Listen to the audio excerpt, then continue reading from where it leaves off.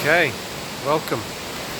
Today I am offering a reflection. I've been asked the question about, do you need to accept certain religious beliefs to help you become more illuminated? So that is my question that I'm going to be answering today. So, many blessings. So I'm here in the centre of my local town, West Yorkshire. It's a lovely place. Kind of autumn coming on to winter, and I was asked this question by a subscriber on my YouTube channel, and basically saying, do you need to accept certain religious beliefs to help you become more illuminated? It's a great question, because I think, I grew up a Christian, so I went to Christian boarding school, and I was in church at the weekend for Remembrance Day, as I'm a scout leader. And as I sat there, I'm like, wow, just remembering I used to have to go to church between 2 to 5 times a week and sit there, and I used to get so bored, and it was like I was being told to have these certain religious beliefs about God, about the Holy Spirit, and it's like I just didn't believe that, and I was being told I should believe it. And I realized that it was only when I went to live in a Buddhist monastery and I started to read the scriptures about kind of God from their perspective, and that I started to believe in God myself. And now I truly believe in God, but not in the way that I did as a Christian.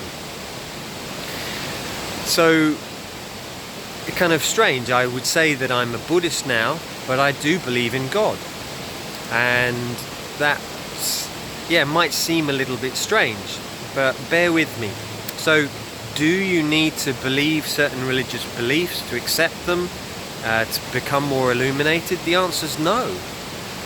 Really, what I feel is that we have to come and sit down into our hearts. We settle down into our hearts, and that becomes our dialogue. We have that connection.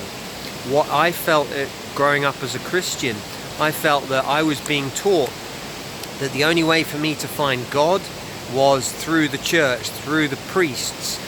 And what I've come to understand now is that God is within me. God is within everyone. God is everywhere, and that's more being shown, the quantum physics, the epigenetics, seeing that we are all an essence of God. We're all part of that. And what I was told to accept, the religious beliefs I was told to accept, is that I could only get to God through someone else. So therefore, do you need to believe in certain religious beliefs? The answer is no. It's like you come back and you find your essence, you find your connection with yourself, because when you do that, you're finding your connection with God. You are finding the joy within you.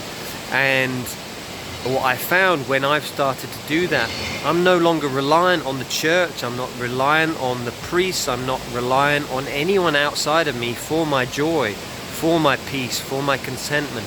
It's within myself. The last thing I just want to share is Ajahn Chah, who was my teacher's teacher, set up the monasteries in the northeast of Thailand, about in the Thai Forest tradition. And for 3 months in the rains retreat, the locals or people even from the cities would come, and they would for 3 months train to be monks. Just for 3 months. It was a tradition. In order for you to really get married, you had in Thailand, you had to spend 3 months in a monastery in order to show that you could be trained. And what Ajahn Chah used to say is, they'd come, they'd want to study, they'd want to get the books out, and he would say, no, put your books away, put them under lock and key, because what I want you to do is start to study your heart. So hopefully this has answered your question, is do you need to accept certain religious beliefs? No. As Ajahn Chah said, put those books away. You don't need to read the scriptures. What you need to do is to study your own heart, to study goodness, kindness, love, generosity, and find that essence within yourself. So I hope that has helped, and from this autumnal day down by the weir in the centre of West Yorkshire, offer you many blessings. And as always, if you have any questions, any comments about this, then please let me know.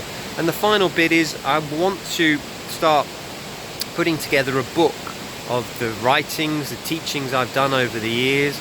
And could you just comment below and just let me know, what would you love to read a book about? It might be just an ebook, but what would you love to read about? If you have questions or a topic you think, oh, I'd love Piers to really talk about that, and then that would be really great. If you found my videos helpful, please help me by just writing below what is one of your struggles, and what would you love a book about that I could write and share with you. So from this place, thank you so much for your help. Have a wonderful week. Many blessings.